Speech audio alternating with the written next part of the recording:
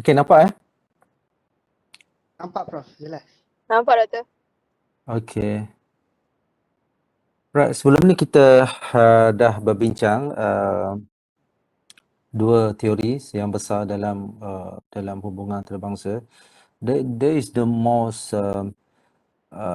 regarded theories. Yeah, we have the two international relations theories. First is realism, and the second is idealism.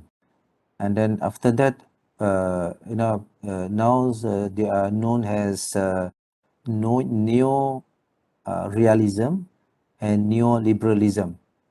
And these two theories mostly discuss quite thoroughly, throughout centuries. I think it started after or even before the after the First World War until the end of Cold War.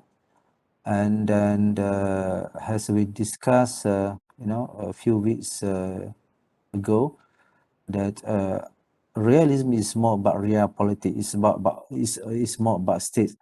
Then after that, in neo-realism, they realized that we have a structure, international structure.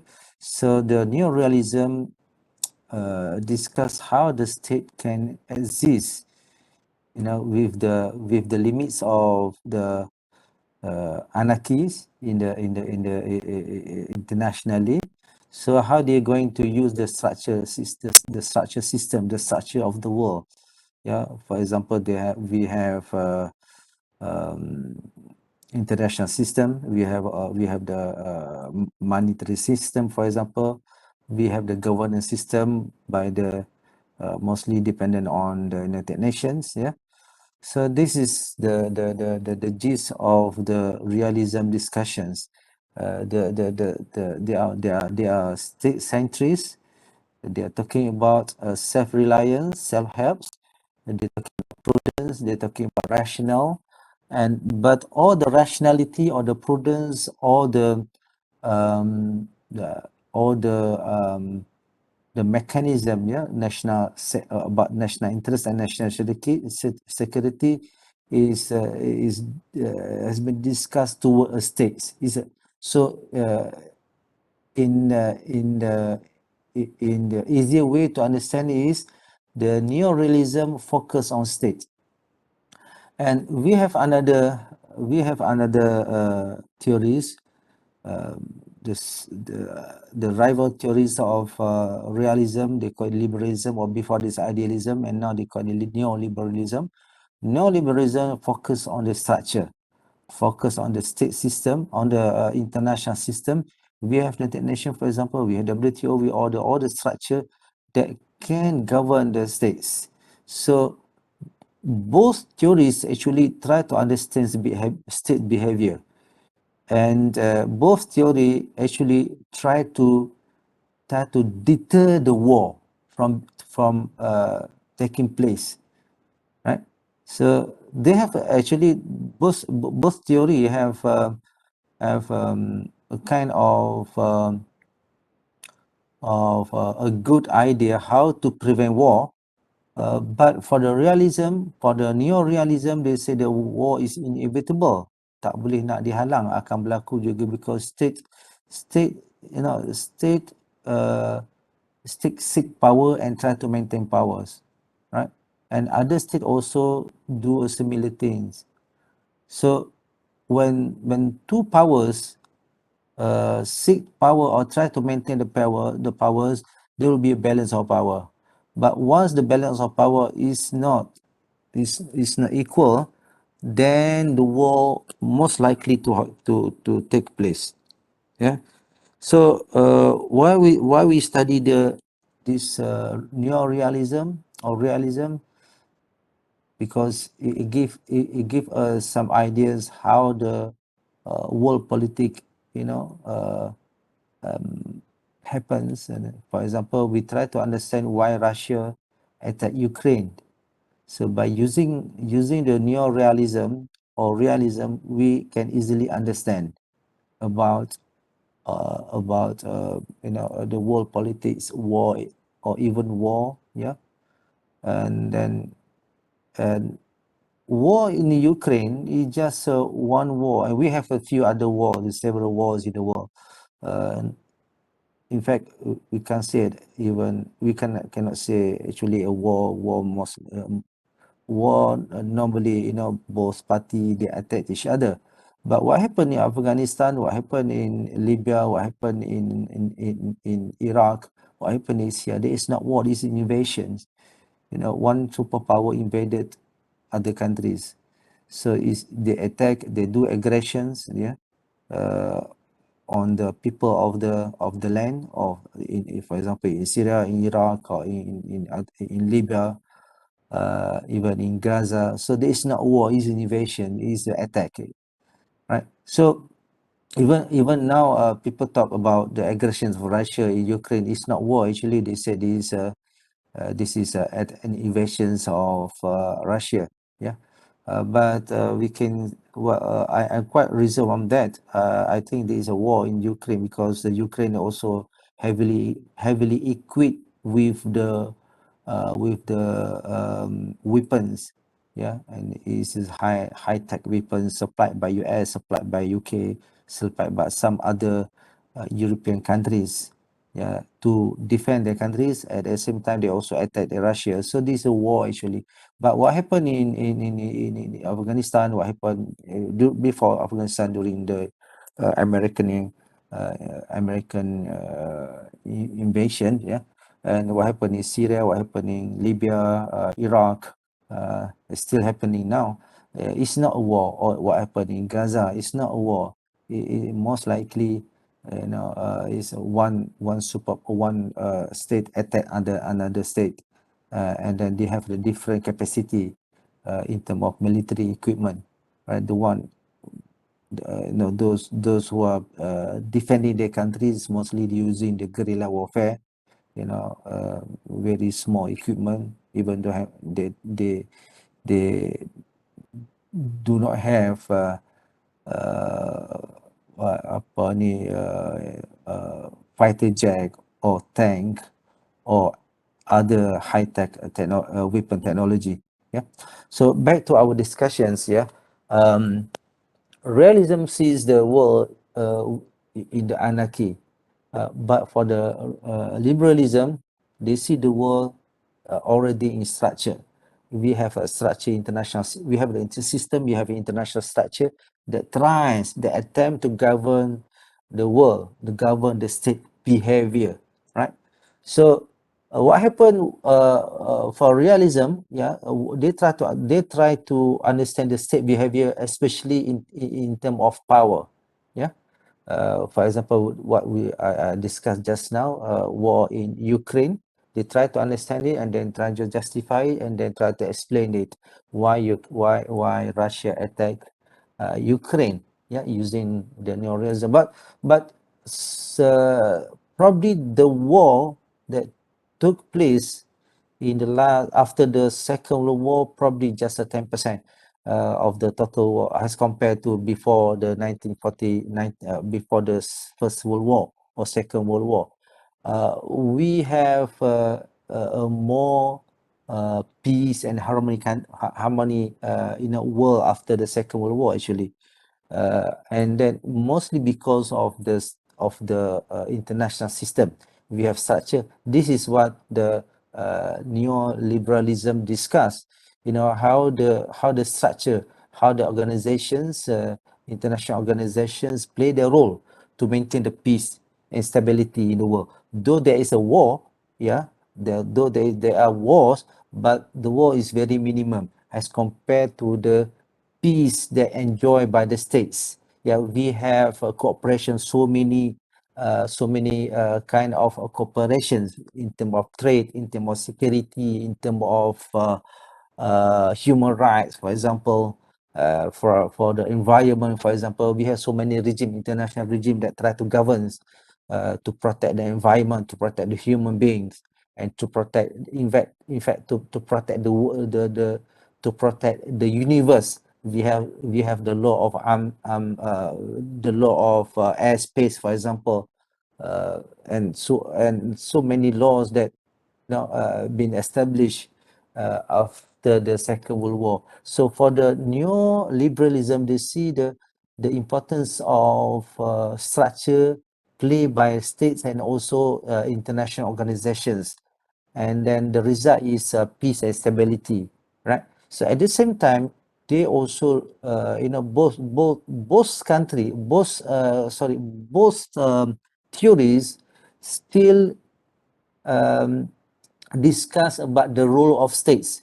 In other words, both theory focus on states. This is the main argument proposed by constructivism, that see, in after the collapse of the Soviet Union, or after the collapse of Cold War, uh, this is that the both theories, realism and idealism, or realism and liberalism, cannot fully, cannot fully can explain the state behavior, mainly because constructivism criticize that this is because of both theory only focus on states, whereas state is nothing without the people, and people is rational, has a what has a human being. People are rational, people have brains, people have ideas, people have a culture, people have identity, people have values, people have norms. Yeah, so this is the elements that for the constructivism believe that both theory, the realism and idealism, neglected. Yeah, in the last 40 years of their discussion, they neglect about the human being. All right. So constructivism, in other words, try to understand, state behavior on behalf in the what uh, in the human perspective, in the human perspective. Let's see the slide.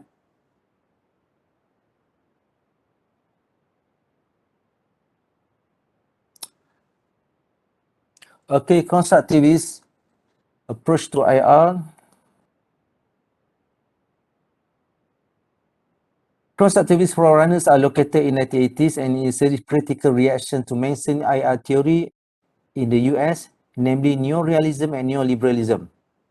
This theory, as we discussed, emphasize the distributions of power and state proceed of power and wealth. Yeah, for neoliberalism, they are talking about cooperation in terms of trade, in terms of how to share the wealth, yeah, and minimize the power of ideas. Constructivism countered by highlighting how ideas define and can transform the organizations of world politics, shape the identity and interests of states, and determine what counts as a legitimate action. Constructivism quickly gained credibility and popularity in 1990s to the end of Cold War. The enduring insight was sociological and the ability to generate novel accounts of world politics. Although there are important differences among constructivists, yeah, they have so many, just it's similar like realism or liberalism. So many pundits or so many thinkers and scholars on both theories. And constructivists also, they have many proponents or philosopher or scholars, and they have a different angle to see the role of constructivists. But mostly the distinctive approach, they are, they see how they try to understand how the world is made and remade through human action and intervention, right? So they try to understand the world is made and remade, just like what the neo-realism and neoliberalism try to understand. The world always, the world change and keep on changing. So how to understand the changes? This is the issue. But has compared to the both idea, both theories, they are state centric. They focus on states, they focus on power, and they focus on wealth, cooperation because of wealth, cooperation because of money, okay, cooperation because of reward. But they are not concerned about the human itself from the sociological aspect.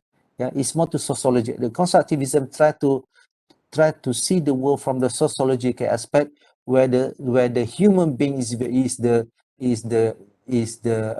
focal point, right? So this is the distinctive approach of the constructivism, where they see the human being, um, that have identity, have also interest, but uh, and we share something common about human being ialah is we share a common interest in terms of safety, for example, in terms of peace, for example, yeah, in terms of uh, well, also in terms of cooperation, for example, men try to cooperate because we try to share the same benefits.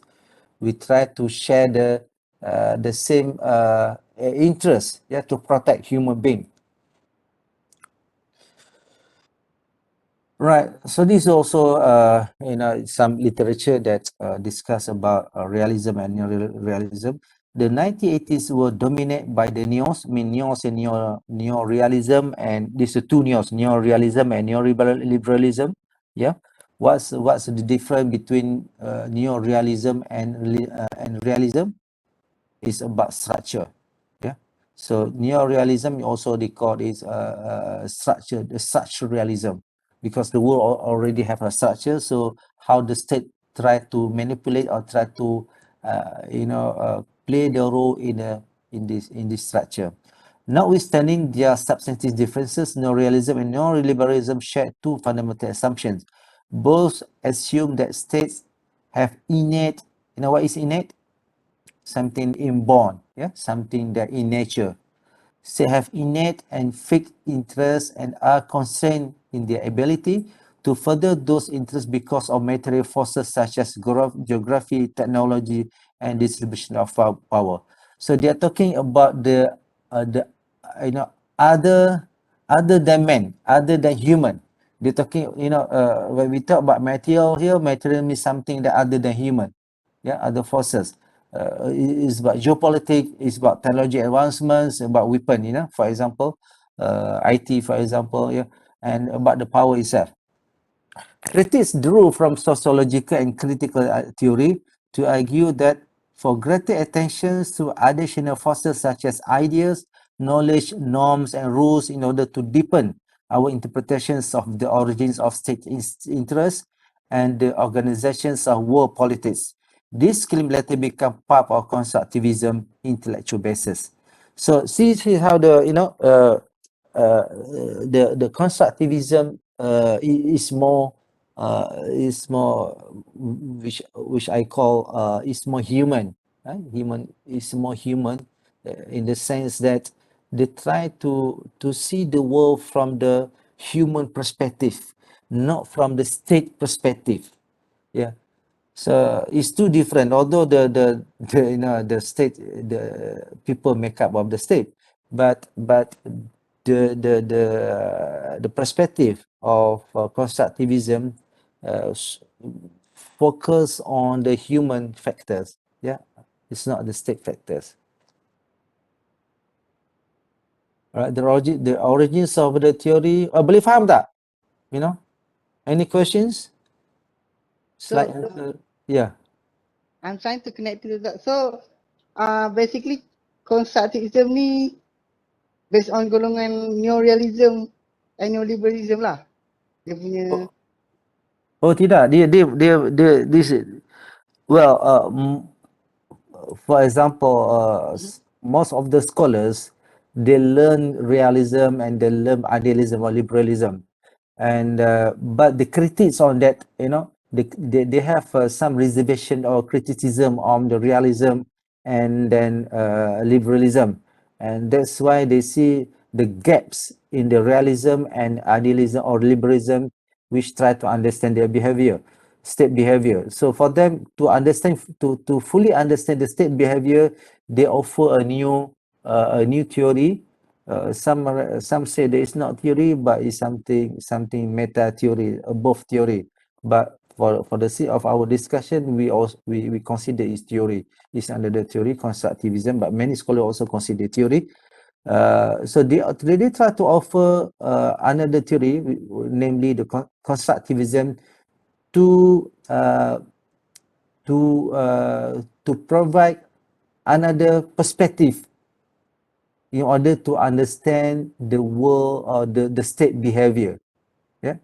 So mereka ni bukanlah orang memang asalnya just like you all, you belajar realism, you belajar nihilism, but liberalism, but after that you have criticism, and then you have and then they arrange a symposium, seminar, series of thoughts, series of discussions to critique the realism and to critique the liberalism. And then after that, they, some of the leading scholars, they propose, we have we should understand the world using the human, from the human perspective, not from the state's perspective. Yeah. So that's why they offer new theory, in this regard. We call it constructivism. There's so many theories after that, the critical theories, feminism, and so on and so forth, that try to they try to give a new perspective of the world, or the state system. But before the end of Cold War, yeah, the the scholars of international relations mostly discuss about the world system, about the state behavior based on this, on that two theories, realism and liberalism, right? Boleh Faham? Boleh Any other questions? No, Doctor. So this is very important. The constructivism intellectual basis, the ideational forces such as ideas. This is very important. Ideational forces such as ideas, knowledge, norms, and rules, in order to deepen our interpretations of the origins of state interests, right? The origins of the theory can be traced back in 1980s. Watts, for example, Stephen Watts, yeah, still alive. Watts' realism is clear that state interest suffocated any possibility the ideas, norms, and values might shape state behavior. He argued that the structure of the international system has three elements. First, anarchy, the absence of supranational authority. Second, anarchy creates self-helps. All state has to be self-reliant and safeguard their security. Third, the distribution of state power. Right. So the realism mostly discusses the world using these three elements. All right. So they try to understand, try to explain the world system, the state system, using these three elements. Yeah. And for the neoliberalism, right? Neoliberalism claims that the state had the capacity to cooperate on a range of issues. State did not always have conflicting interests, but they often had convergent interests, and realized that they might be able to cooperate in ways that improve their lives. Yeah, neorealism denies the ideas and norms can trump interests, and neoliberal institutionalism, or we call it neoliberalism, recognize that state might willingly construct norms and institutions to regulate their behavior. So if you see this two comparison, you can see that liberalism is more is closer to constructivism perspective. Yeah, because neoliberalism, they also they also believe that norms can regulate state behavior, right? Norms can regulate state behavior, but still they focus on the state, not the people, not the human, right?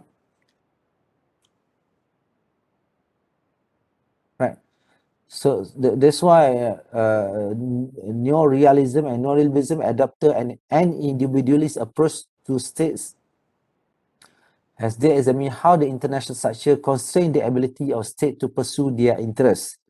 So still, but the state interest. Yeah. However, various scholars began to utilize alternative social theories. Yeah. Social. What is social?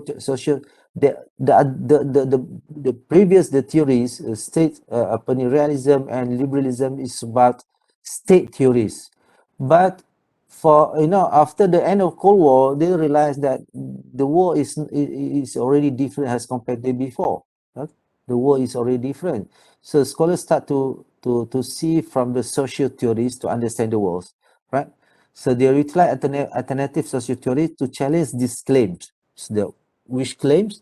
Realism and liberalism. At this point, the critics did not come from a single school. Some draw from sociological theory, emphasizing how structures not only constrain but also constitute the identity and interests of actors.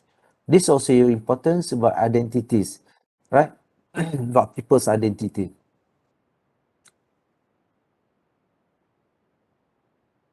Right.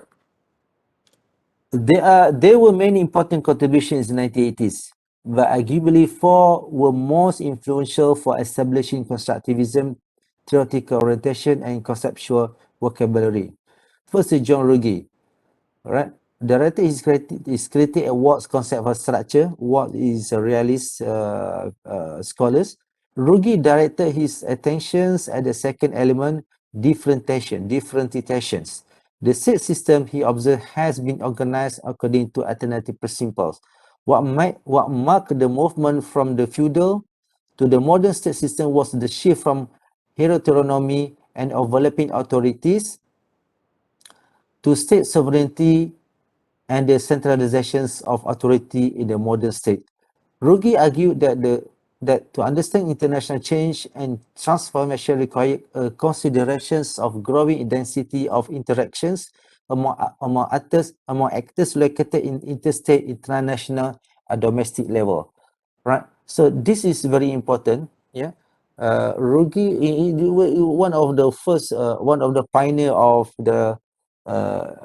constructivism. He gave his criticism on the both theories, right?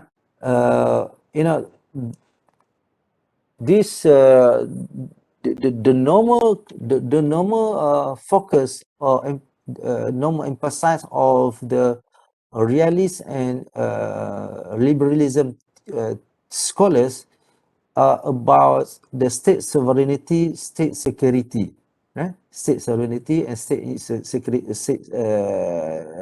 security or state interest, right? But they lack to understand how the world changed, and for the Ruggie, the world changed because there were a growing density of interactions among actors, interstate, transnational, and domestic level. So those who are involved in the interactions are people, not the state itself, are people, right? So itu asasnya. The second scholars was Richard Hasley. Hasley argues that realists are so sophisticated, also faceted, ya, terlalu apa ni, apa mabuk, terlalu fokus sangat, ya, terlalu tumpu sangat by the state and cannot see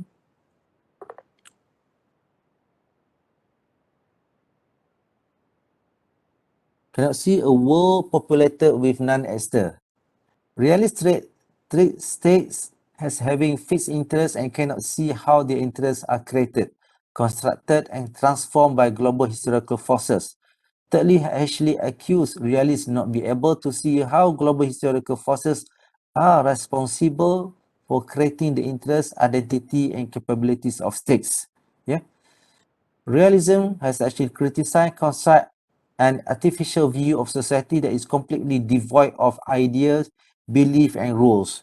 Drawing from post-structural and critical theory, actually devastating critique of the understandings of neorealism reveal not only its limitations but also the power of post-structural and critical theory. Later on we will discuss about post-structure and critical theory, but we can see here is actually focus on three uh, uh, well for easier to understand.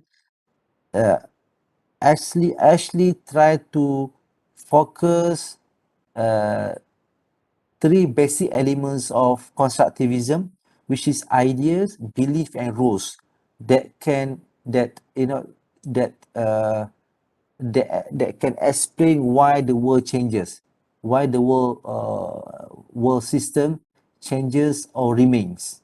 Yeah. So this is the keywords for the Richard Astley: ideas, belief, and rules.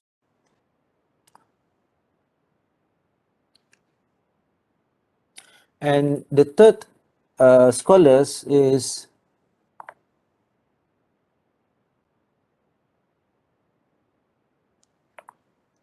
Alexander Wang. Yeah, he introduced IR scholar to the agent structure problem and its relationship to international relations. What is agent? Agent is states. Yeah, and structure the structure in the world. The question is, how should IR scholars conceptualize the relationship between agents and structure? When argued that Walls, Stephen Walls, failed to see how structure do more than constrain agents.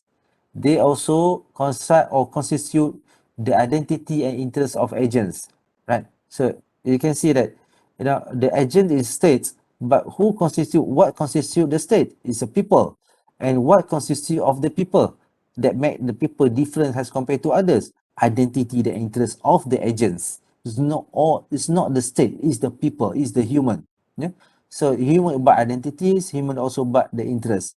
Employing Anthony Giddens' concept of structurization, when argued that an international normative structure shape the identities and interests of states, and through their practice and interaction, state recreate that very structure. This point to the importance of the actions of state for understanding what sustains transforms normative structure.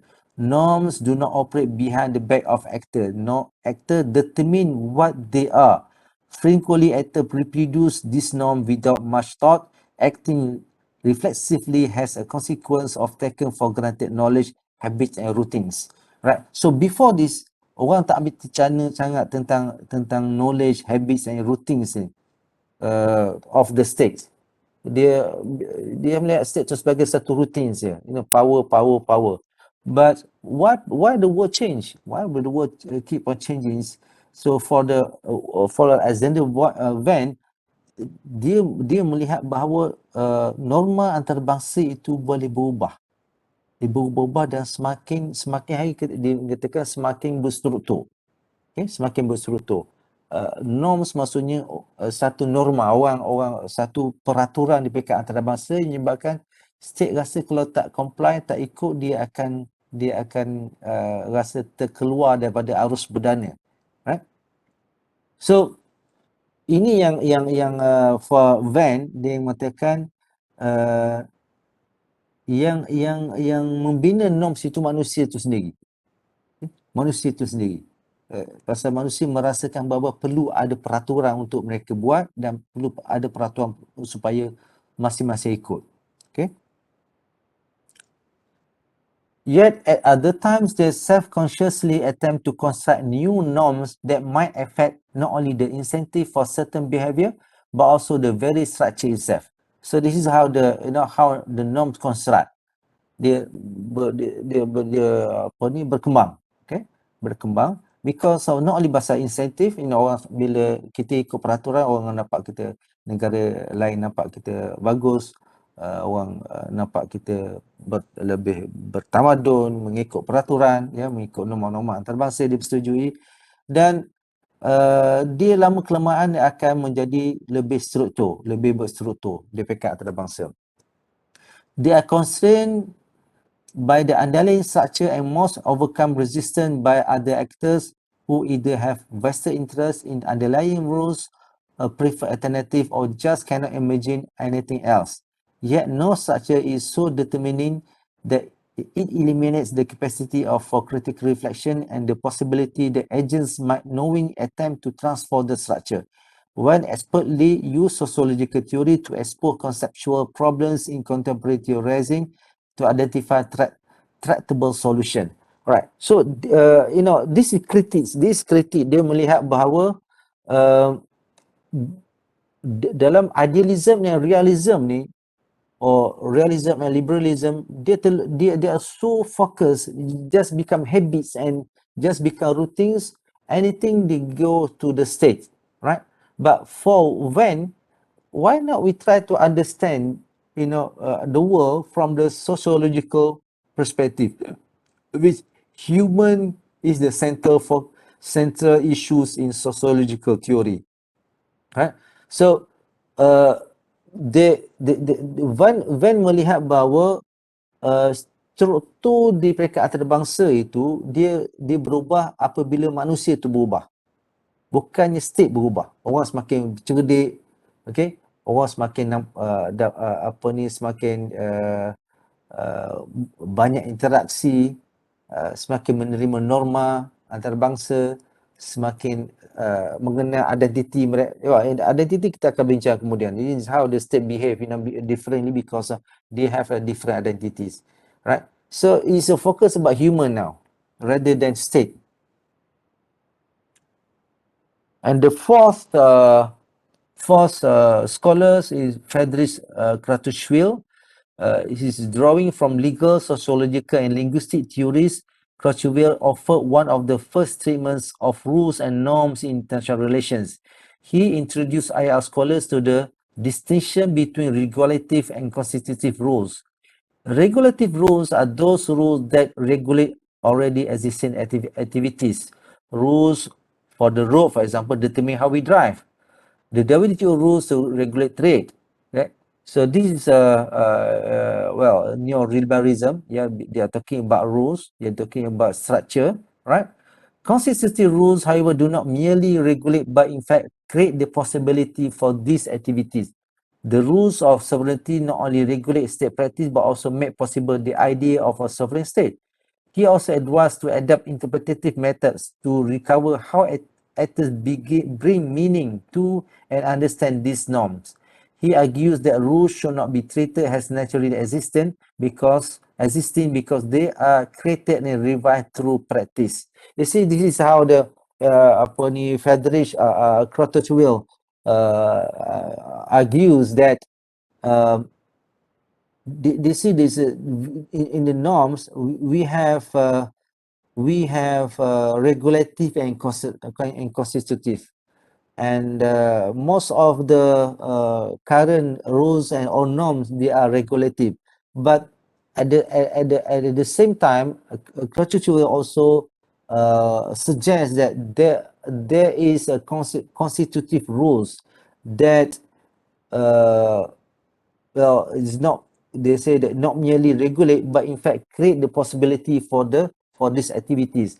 So it is about how the man interact to create more and more norms, yeah, that can regulate the state, the state behavior, right? So in this constitutive rules ni, dia menyebabkan orang semakin, kalau kita lihat, orang semakin nampak kepentingan norm itu sendiri, pasal dia tidak melihat peraturan yang ada sekarang, dia melihat ke depan pula macam mana. And then norms yang datang ni, dia boleh dibina, bukannya bersifat naturally, bukan bersifat yang ada sekarang, tidak. Dia boleh dibina untuk selagi lebih mantap, okay, more applicable and more practical. Okay, Prof, ada soalan tak? Ya. Saya kurang jelas yang constitutive rule. Okay. Can you give some example in modern world? Okay, regulative rules are those rules that regulate already existing activities. We have regulated. WTO they regulate. Okay. United Nations regulate. But what's beyond regulation tu? Apa yang menyebabkan orang adakah kita hanya akan ikut apa yang ada saja, existing rules? Not necessarily, because kalau cuba melihat daripada melihat dari sudut perubahan atau apa berlaku di dunia ni, dia kata kita terlalu terikat kepada apa ni, existing rules which is regulative. So why not kita pergi kepada constitutive rules? Constitutive rules maksudnya it's our constitution, perlembagaan kan. Dia framework yang lebih besar lagi. Okay, framework lebih besar. Apa keperluan kita nak hidup dalam keadaan aman damai. So don't stick with the current existing rules yang mungkin yang dah tak sesuai. So we should have we try to constitute, we try to have a new rules yang boleh kita gunakan untuk memantapkan lagi hubungan ataupun kerjasama kita. Right? So anything that beyond regulative is considered constitutive. Okay?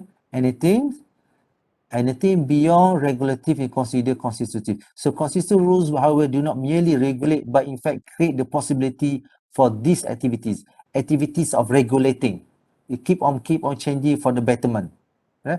So they just this is Francis Cottrell ini dia nak kritik realism yang terlalu liberalism yang telah cuba untuk he talking about we have rules, this, but masalah tak selesai juga.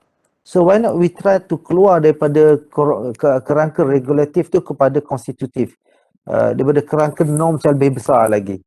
Okay, so this pandangan Cottrell. Anyway, this is for scholars yang memulakan perbincangan, and after that we have a more structured constructivism yang kita akan bincang selepas ni.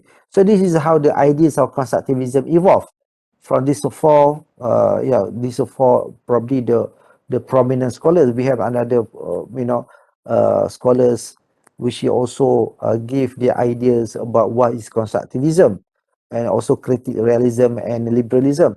But anyway, these four scholars give their own perspective, their own critiques about the failure, for example, probably we can say the failure or the lack of understanding of both theories in terms of state behavior. So otherwise dia kata kalau kita tak gunakan idea lain, dunia tak akan berubah. Dunia akan masih lagi dalam keadaan suka melihat state, dan state biasanya dia akan pergi nak perang. State biasanya bersifat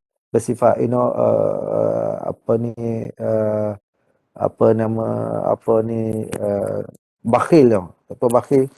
Dia terlalu self interest, terlalu fikir pasal diri dia. Okay, terlalu fikir pasal negara dia saja tanpa fikirkan orang. Right? Even bila dah ada liberalism pun, mereka masih lagi fikirkan pasal negara dia. How to get more wealth, to get more benefit from the cooperation. Okay? Okay, thank you, bro. Alright. Saya rasa kering tekak. Kejap rehat 5 minit. Kita masuk the rise and constructivism theory. Baiklah.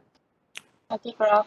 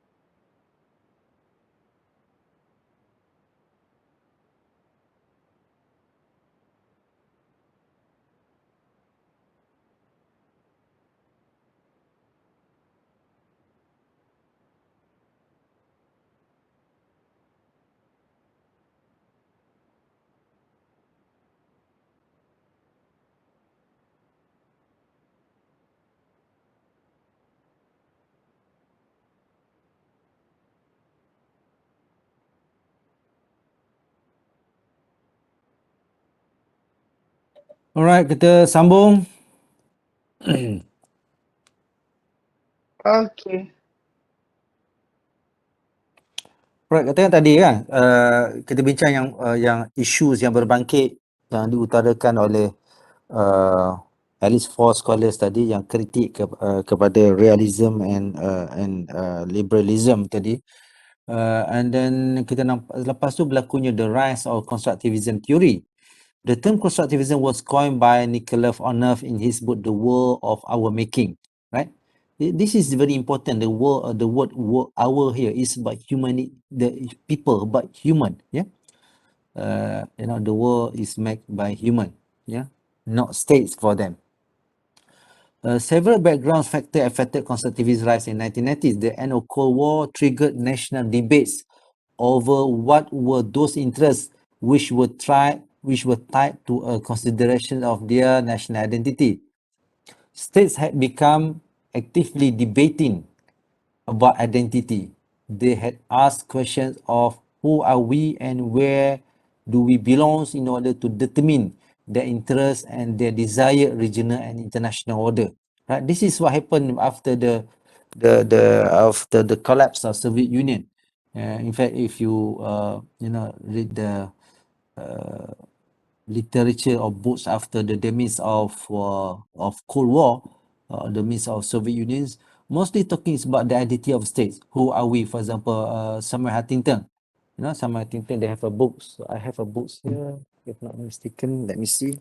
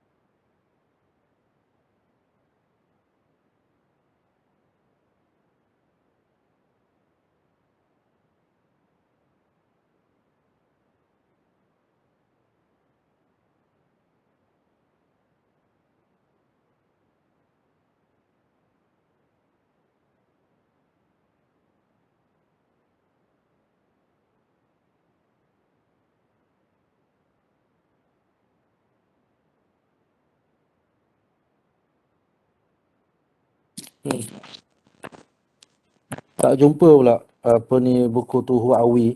So this ada buku yang apa ni Huntington tulis, The Clash of Civilizations and the remaking of world order.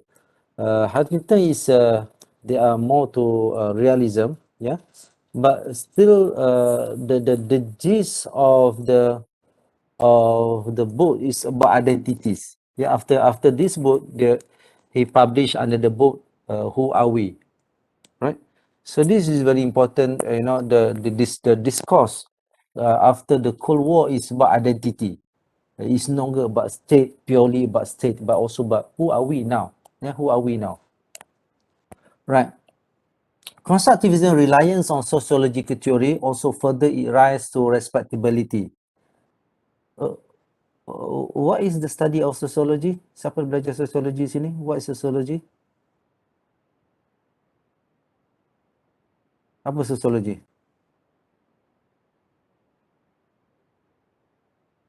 Apa beza sociology dengan anthropology?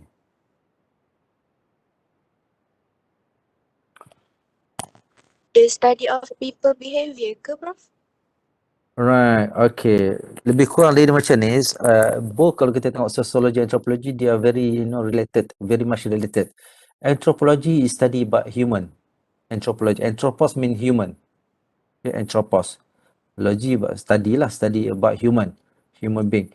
But anthropos it means that study about human being in the ancient times. Kaji orang asli, kaji orang yang kaji civilization yang lama. That is anthropology. Yeah. Sosiologi is more to orang bandar, orang yang dah modern, right?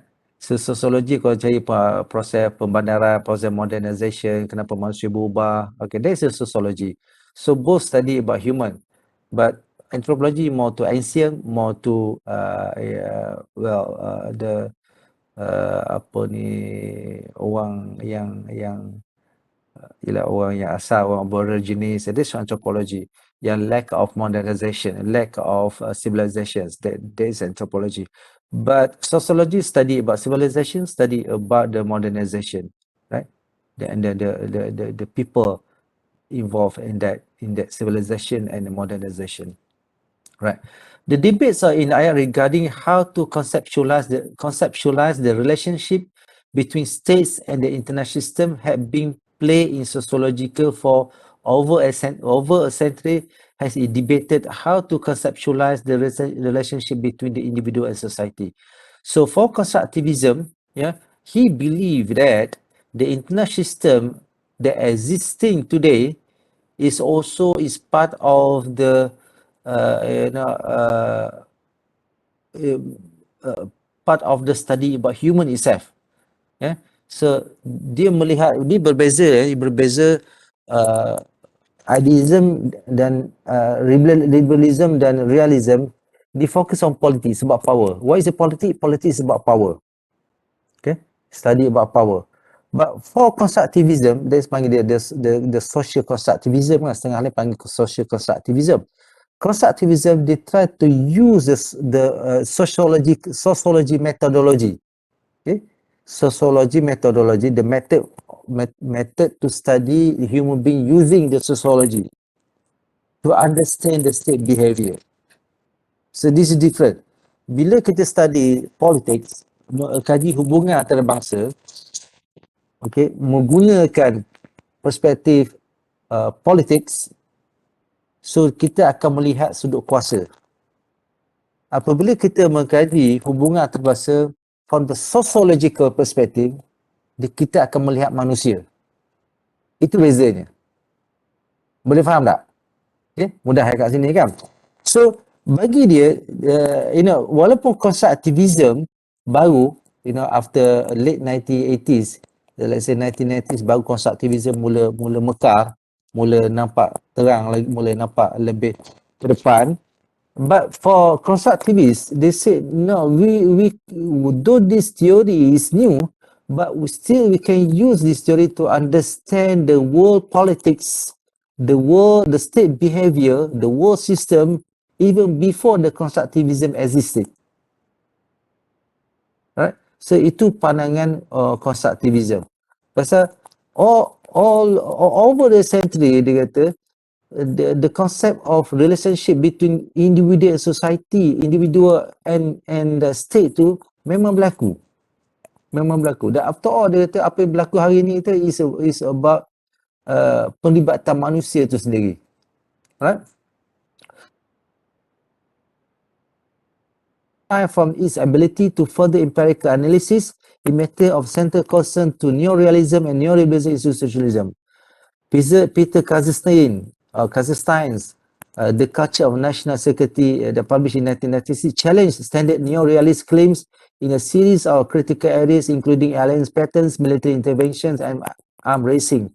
Great power transformation, and demonstrated how identity and norms shape state interests were incorporated to generate superior explanations. So, dia mengkaji tentang identity and norms yang berlaku, yang menyebabkan berlakunya pelbagai senjata, berlakunya military interventions. Right? So, ada explanations yang boleh digunakan mengikut perspektif constructivism atau teori constructivism untuk menerangkan world politics even before 1990s, even after the collapse of Soviet Union or the end of Cold War. Right, this is arguments. Saya mengulangkan balik, cuma yang ni lebih terperinci. What is the constructivism arguments? The world is social and cannot be decomposed to the properties of already existing actors. Share ideas, then shape the organization of world politics and world politics. Idealism and holism according to when constructive core commitment. This is realism ya. Sorry, ada apa ni, typo sikit.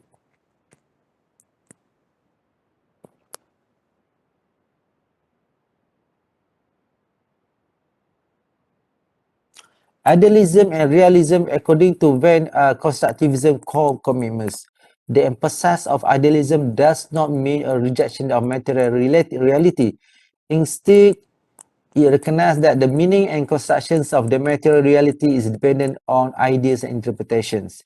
The balance of power does not objectively exist out where waiting to be discovered. Instead, state themselves debate what is the balance of power, what is its meaning, and how they should respond. Nor does the emphasis of realism. Ni kadang dia typo, dia jadi macam nak tulis realism dia. Okay, the emphasis of realism deny agency. Agency maksudnya WTO semua itu ada agency. Nor does the emphasis of realism deny agency. Instead, ini dua apa ni pengulangan tu. Instead, it recognize that agents have some autonomy and their practice and interaction helps to construct, reproduce, transform those structure. So this is the arguments yang idealism dan kritikan kepada idealism dan realism tadi itu apa ni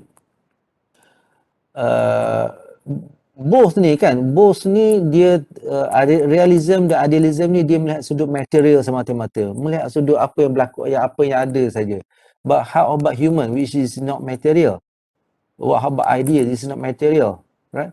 So for constructivism, they believe that apa berlaku hari ini adalah interaction, practice interactions yang construct. What is construct? What is construct? Construct maksudnya yang dibuat kan, making, reproduce, jadi buatkan balik dan diubah, right? Semua ni adalah kerana ideas manusia tu. Okay, idea manusia tu. In fact sebelum ni benda tu pun dalam realism cakap tentang balance of power. Balance of power is defined by human, by leaders, right? So for that, untuk memahami konsep kuasa tu sendiri, we should go back to constructivism juga, pasal power also evolve, power also being constructed. So to understand how the power being constructed, we can use the constructivism, though the power itself is more to realism concept. Itu pandangan constructivist. Alright, this is some concept. Kita ulang balik banyak benda yang kita mungkin dah baca tadi. Social constructions of reality emphasize on socially constructed nature of actor and their identities. Knowledge that is symbol, rules, concept, categories, and meaning shapes how individuals construct and interpret their world. Reality is historical produce and culturally born knowledge enable individual to construct and give meaning to reality. Right, so dia melihat sudut apa berlaku dalam sudut sejarah tu is produced by human being. Is constructed by the human, by individuals. Social facts are dependence on human agreement and are taken for granted, dia kata. Biasanya ni dari realism lah. Okay. Money, refugees, terrorism, human rights and something are social facts. It's a social fact. It's not about the something yang realism selalu bercakap ataupun liberalism selalu bercakap tentang social fact. Ini fakta manusia, dia kata. Tentang wealth, tentang refugees, terrorism, is something about human. The social construction of reality concerns not only how we see the world, but also how we see ourselves, define our interests, and determine what constitutes acceptable action. The concept of saturations captures how the underlying normative structure shapes the identities and interests of actors.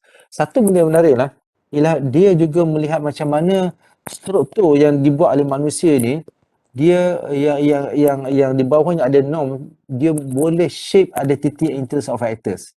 Right? Itu konsep dalam constructivism yang cuba melihat bahawa identity dan interest juga sebenarnya boleh deconstruct or deconstruct. boleh dibina ataupun dipinda untuk dihapuskan, right? Dan benda tu berlega dari sudut idea tu sendiri. Jika dia kata benda tu tak bagus, dia sendiri ni dia akan cuba asingkan ataupun cuba hapuskan. So the ideas of human beings is very important to understand the world politics, not the state bagi constructivism. Right. So they have alternative ways of thinking about power. Most IR theories treat power as the ability of one state to compel another state to do something. Constructivists do not deny the importance of power, but mainly they are interested in the effect of power. According to constructive view, power goes beyond the ability to change behavior. Power includes how knowledge, the fixing of meanings, and the constructions of identity allocate differential rewards and capacities. Power also exists when identities and interests are constructed in ways they benefit some of the disadvantage of others, right? So they try to define power according to the current knowledge, and then the meanings of power itself. Interdependence, according to constructivists, for liberalism, they are talking about interdependence of corporations. Interdependence, according to constructivist strategic interaction, occurs in a cultural context. Strategic interaction exists when the ability of actors to achieve their goals is dependent on the behavior of others. In such situations of interdependence, they must incorporate the strategies of others before determining their strategy, and likely to try and influence their rival strategies in order to further their goals. You see, interaction occurs in cultural context. That's why ASEAN is easier to we communicate among the ASEAN member is easier as compared to we communicate with non-ASEAN members, because we have a similar or more or less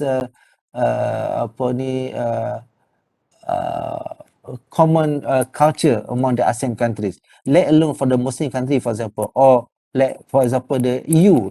Mostly the EU they are Christians or Judeo-Christians countries, right? So the interaction is easier for them. So why benda ni berlaku? Berlaku kerana kita dah ada ada hubungan budaya tu, di culture context tu memudahkan. Konteks budaya memudahkan sesebuah negara itu bekerjasama, right?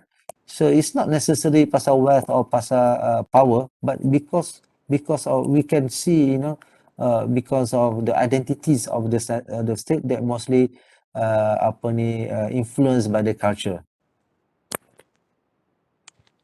In fact, in order to understand, in order to influence the other countries, we also have to, which is probably our rival, our competitors.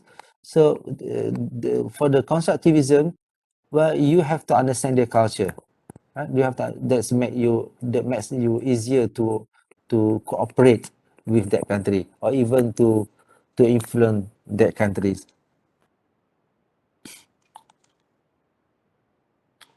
Right? So they have an alternative way to understand the power. What are the key points of constructivism? Constructivists are concerned with human consciousness. Treat idea as structural factors. Consider the dynamic relations between ideas and material forces. Yeah, ideas sebab human, dalaman kita, material sebab benda di luar ni. Right? Has a consequences of how actors interpret their material reality, and are interested in how agents produce structures and how structures produce agents. Ya, agents tu negara lah, sistem kita ada, macam mana negara di bawah manusia yang membentuk structure, dan structure membentuk manusia pula, membentuk actors pula. Knowledge shape how actors interpret and construct their social reality. The normative structure shapes the identity and interests of actors such as states. Social facts such as sovereignty and human rights exist because of human agreement. Manusia setuju. Social rules are regulative, regulating already existing activities, and constitutive, making possible and defining those activities. Social construction denaturalize what is taken for granted. Ask questions about the origins of what is now accepted as a fact of life and consider the alternative pathway that might have produced and can produce alternative worlds. Power can be understood not only has the ability one actor to get another actor to do what they would not do otherwise, but also has the production of identities and interests that limit the ability to control their fate. Right. This is the key point. It's about social rules, about knowledge, and about ideas. Okay, tiga benda: ideas, knowledge, and social rules, norms.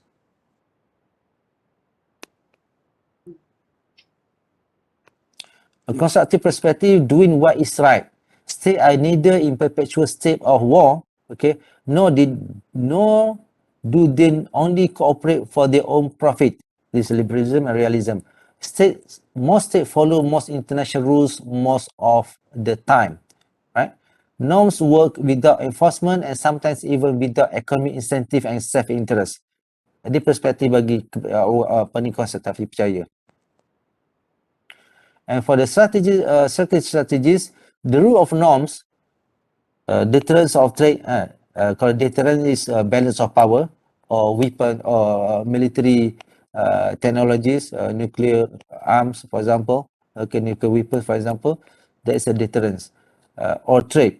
So, bagi constructivists, they don't believe on deterrence and trade. They believe, no, it's about wealth, kan? They believe that rule of norms, that universally accepted norms of human rights should replace national interest. So something yang overarching, ya, benda yang universal yang semua orang setuju, semua orang nak, seharusnya replace national interest for on the security economic relation or economic relations. Creations of a world government. Ini bagi constructivism. Perlu ada world government.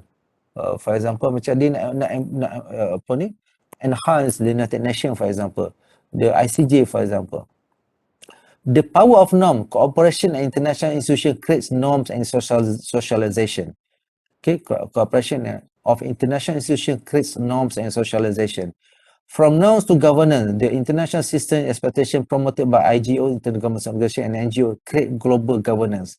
Macam mana daripada norms yang semua orang setuju tu bertukar menjadi tata kelola, right?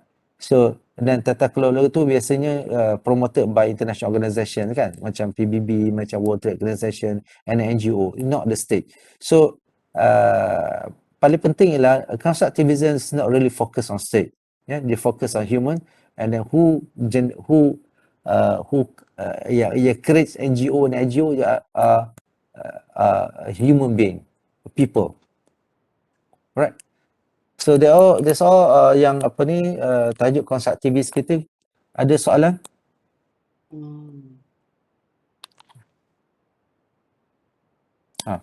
Tak apa. Sebelum tu kita tengok satu video.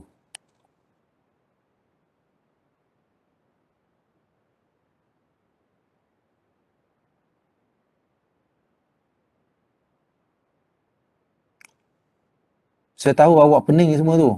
Tapi awak kena baca, kena baca yang saya bagi tu. Artikel saya bagi. Dah baca belum? Dah, betul. Right.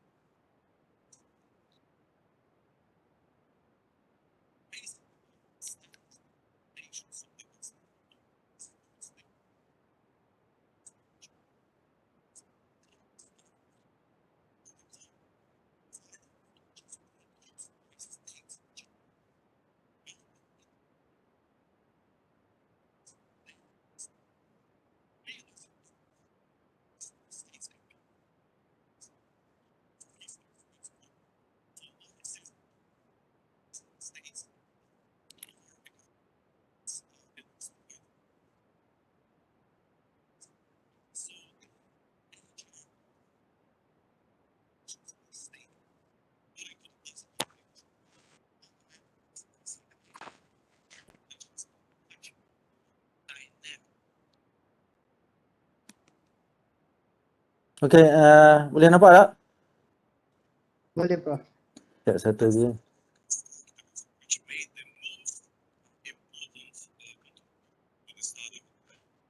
Sekejap.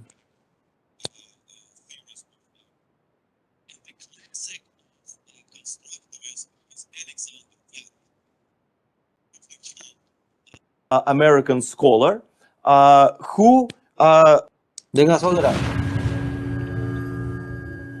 Dengar let's suara? start with constructivism, which made the most important contribution to the study of international relations among the critical theories of IR.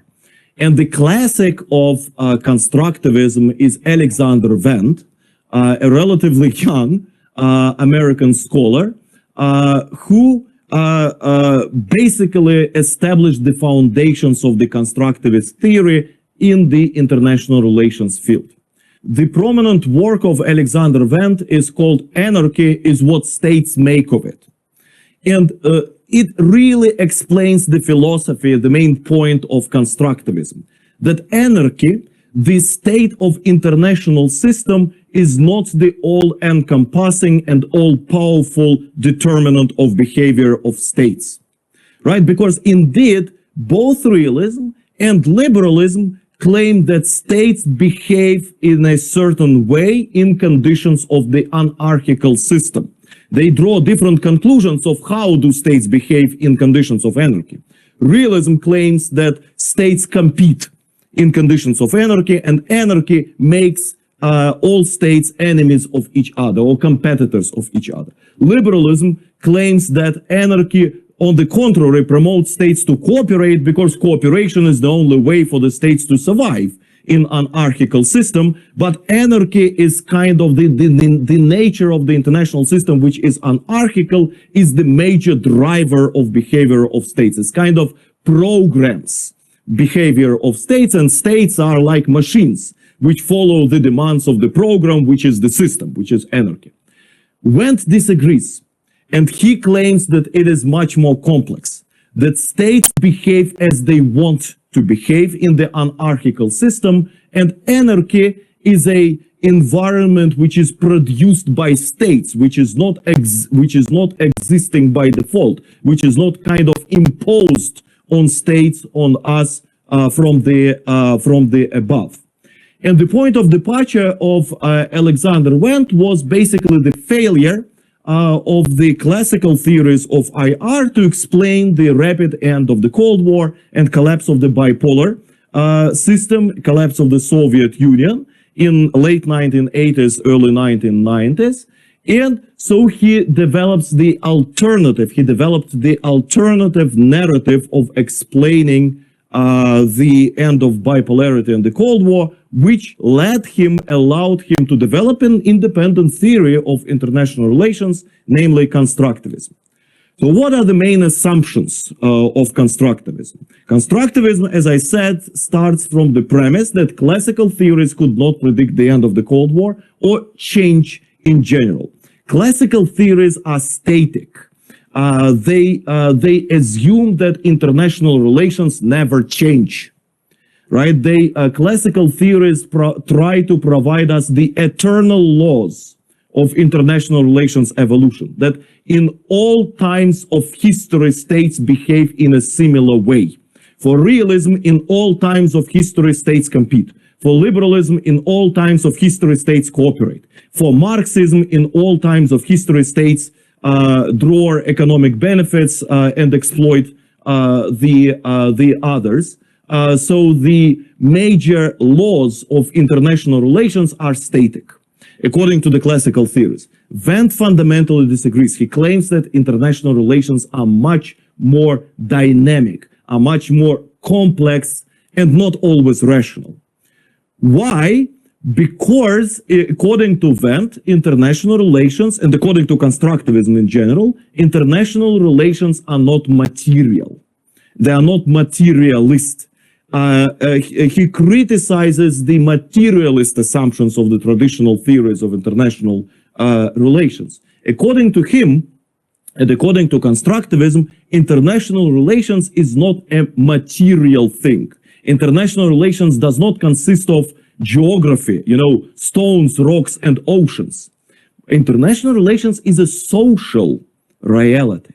So we can say that constructivism is a sociology of international relations, a kind of merge of sociology and IR.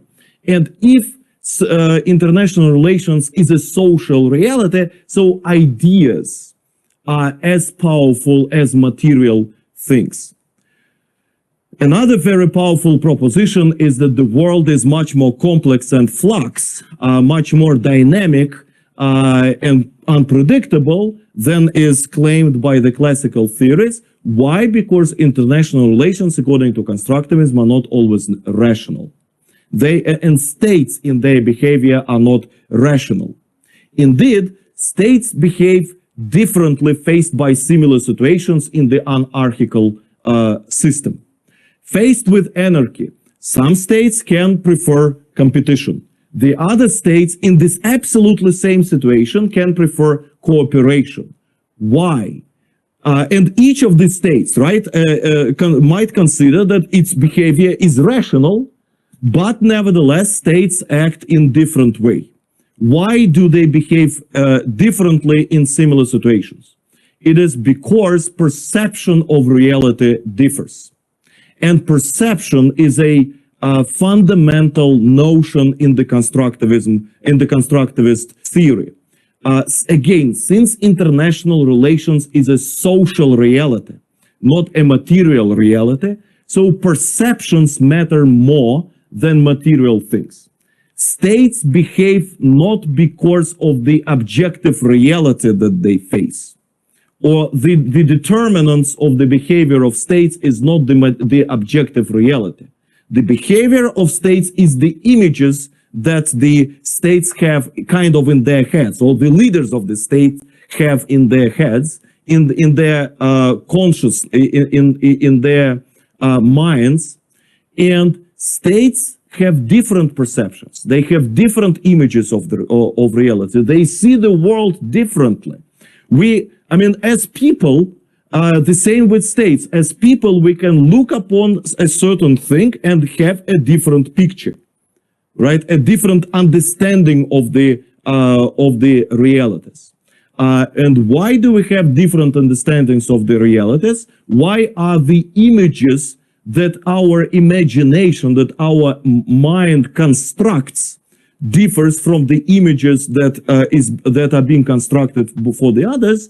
It is because we have different history, because we have different culture, because we speak different languages, because we have different values.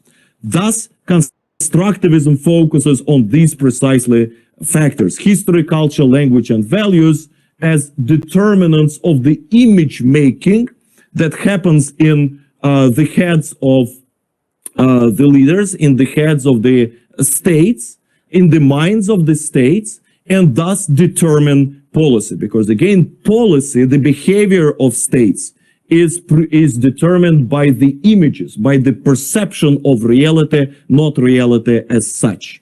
So we can say that constructivism is a sociology and epistemology of international relations. Epistemology is a science that studies perception, right? And according to epistemology, there is no reality, there is just perception. So reality is not what really exists, reality is what we see, right? Reality is what we see, not what really exists. And we can be wrong in the perception, you know. Ancient people, they imagined that the world is flat.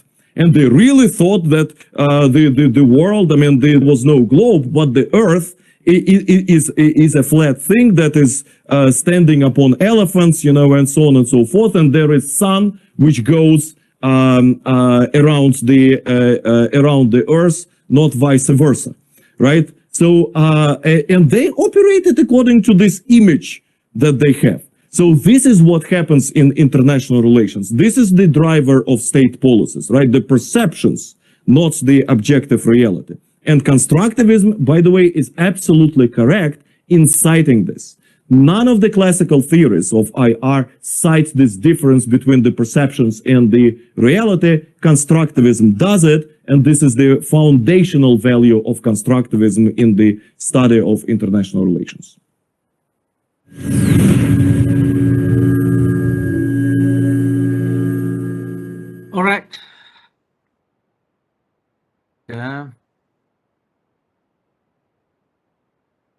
Okey, ada soalan? Hello. Oh, siap. Sekejap. Sekejap, eh.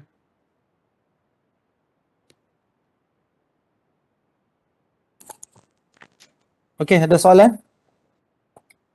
Hello. Dengar tak? Dengar Prof. Okey. Any Prof questions? boleh tak Prof explainkan sikit tentang anarki?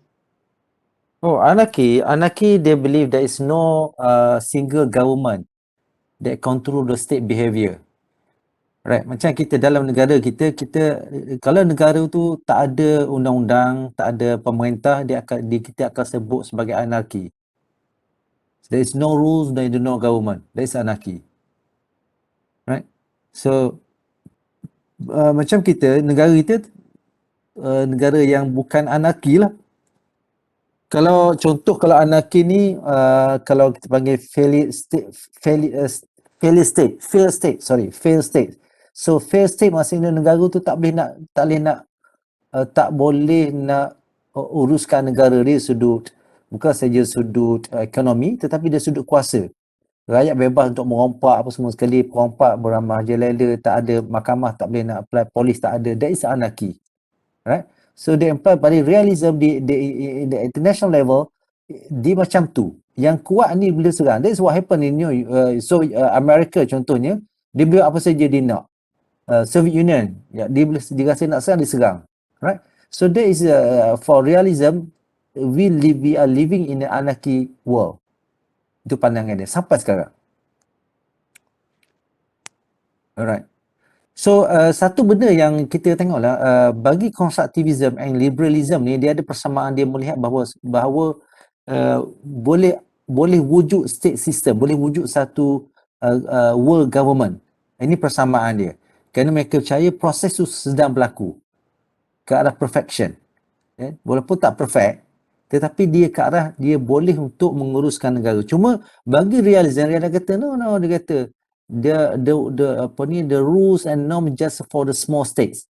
For the superpower state macam Amerika for example, dia tak tertakluk kepada tu. So it's still anarchy bagi realism.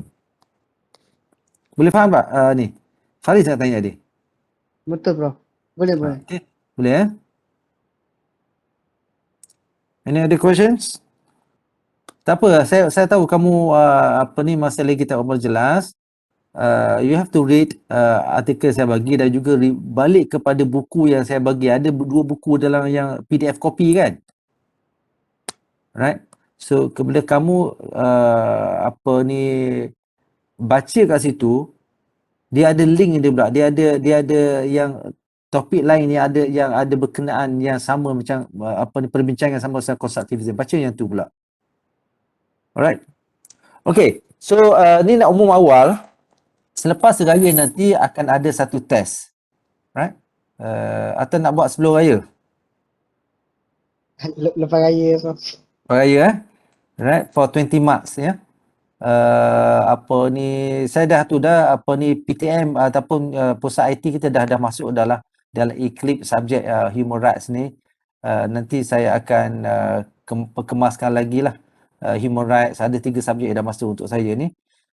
Dan dari situ kita akan buat test.